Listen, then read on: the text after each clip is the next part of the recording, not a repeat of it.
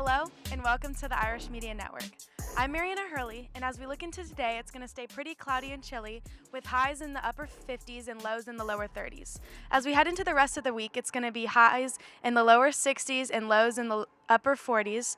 As we can see from the radar, it's a big heavy cloud is coming today, but it should be gone by the weekend. Now let's head inside with Lizzie and Morgan. Thank you so much, Mariana. Hello, and welcome to the IMN. My name is Lissay Badeau, and alongside me is Morgan Phillips. We've got a lot of interesting stories to cover. Morgan, why don't you tell us about that? First, the latest on the State Education Department's hopes to change funding in public schools. We also have news on the Atlanta Braves overcoming all odds and winning the World Series against the Houston Astros. And an update on the CDC advisor's vote to provide the Pfizer COVID-19 vaccine to children ages 5 to 11. All that and more after this short break.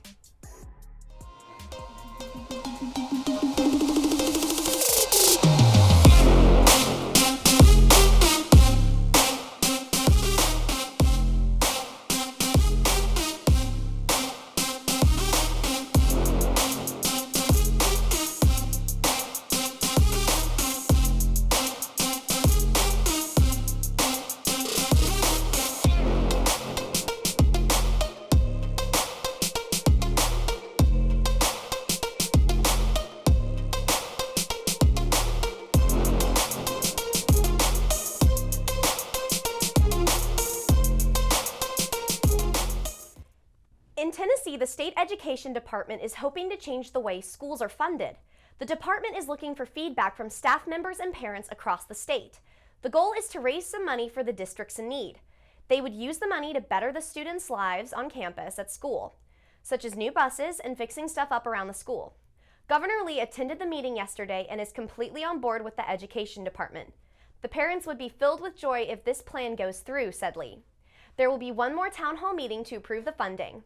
One parent had to say that on behalf of the parents, all we want to do is see our children succeed, and the plan for more funding would help tremendously. Now, Morgan, what's going on with the Tennessee Volunteers? Yeah, this weekend the Tennessee Volunteers will travel to Lexington to play the Kentucky Wildcats.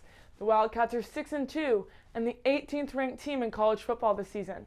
They hold the 23rd best rushing defense and the 13th best rushing offense.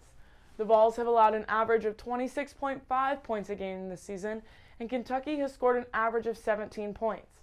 The Vols have turned the ball over 8 times, while the Wildcats have 15 times. Tennessee is on a 2-game losing streak to Ole Miss and Alabama.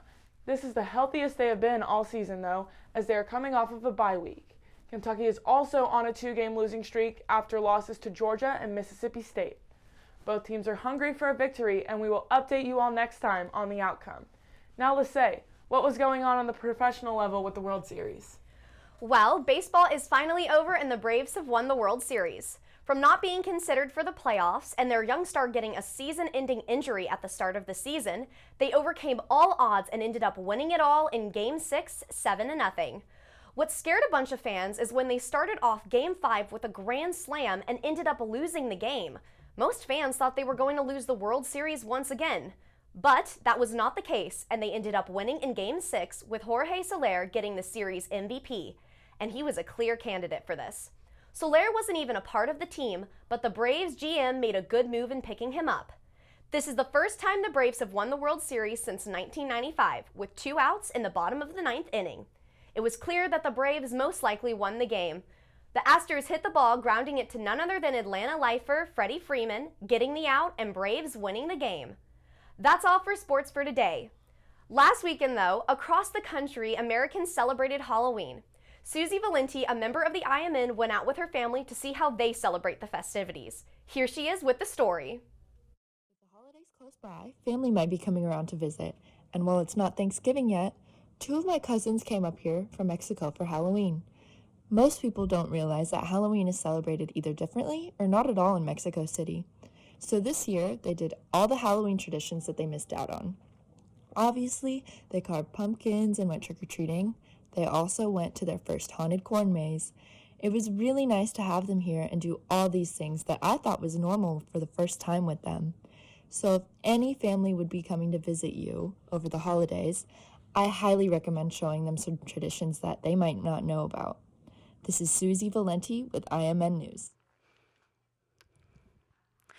This week, over 20 million people from Baltimore and Washington, D.C. have been alerted about the possible coastal flooding as the large and powerful low-pressure system shifts from the central U.S. toward the Northeast.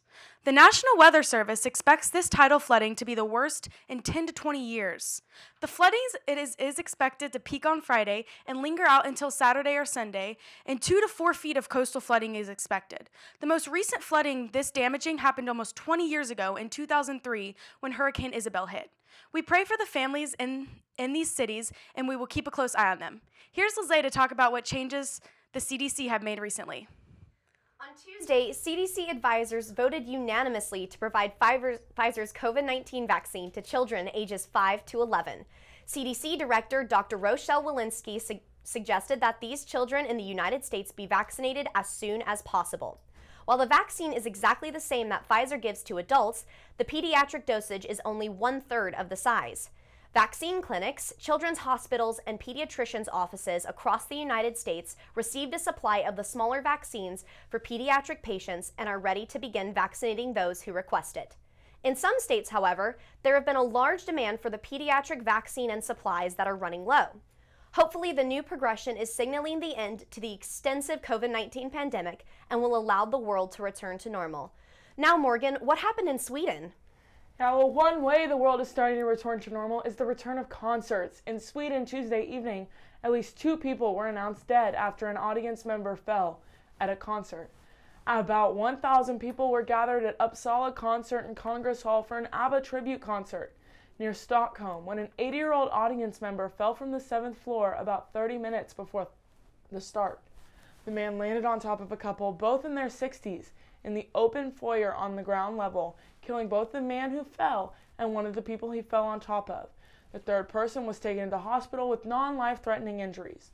The concert hall was soon shut down after the incident so police could question eyewitnesses at the scene.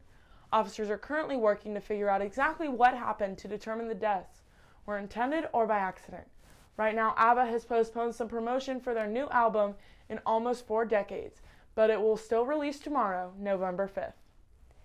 Thank you all so much for joining us on the I Am In today. That will be all for today, and make sure to tune in to our social media for more updates. Go Irish!